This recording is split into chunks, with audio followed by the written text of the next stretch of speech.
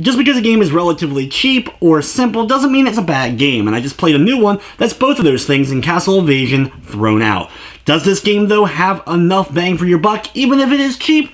Or is it just a simple premise that should be avoided?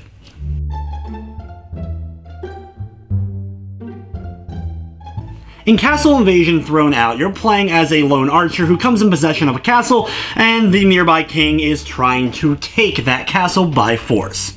The game, though, is very simple, with you just being able to move the archer up and down the castle wall, firing at the various villains that are trying to invade. Every enemy that's attacking has its own health bar. Once it's depleted, they drop, sometimes leaving coins behind that you can then use to upgrade the various weaponry that you're using against these troops, and you do that for a series of time until eventually all the troops have been defeated, and you move on to the next level.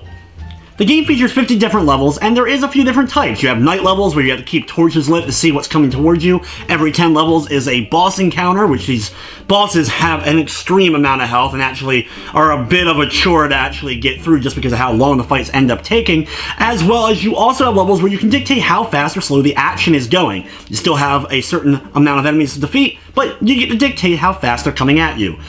At the end of a level, once you complete it, you do get a star rating based on various different objectives, such as the time you have to complete it, or how much damage you ended up taking, and your goal, of course, is to get a 3-star in every level. While you're battling through the Horde, you will gain new weaponry that you'll be able to use. There's a total of 4 different weapon types for you to use in order to stop the invading force. You have an unlimited bow and arrow, you have a spear, which does a little bit more damage, it's a bit slower, it can actually knock and stun enemies, as well as it can also defeat enemies that have armor. The only way you'll be able to damage the heavy troops throughout the course of the game. You also have a crossbow, which works kind of like the game's machine gun with unlimited fire. You can just hold down the button to keep rapid fire going. Upgrading this is an absolute must, as you can just mow down tons of enemy forces that are incoming. And then late in the game, you also unlock a Slingshot, which kind of works as a spread shot for taking out various troops that kind of gang up on your wall all at one time. The challenge in the game comes all from the enemy types. When you have like the introduction of the drunken monks that when you hit them, they actually damage your wall, so you gotta make sure you don't accidentally make contact with them. The heavy troopers that you can only hit with the spear that actually end up blocking other enemies behind them, and these enemies end up being ones, of course, that have projectiles. So they stand behind the heavy guys and just keep launching crap at your wall until you're finally able to defeat the heavy troop and then thus hit them.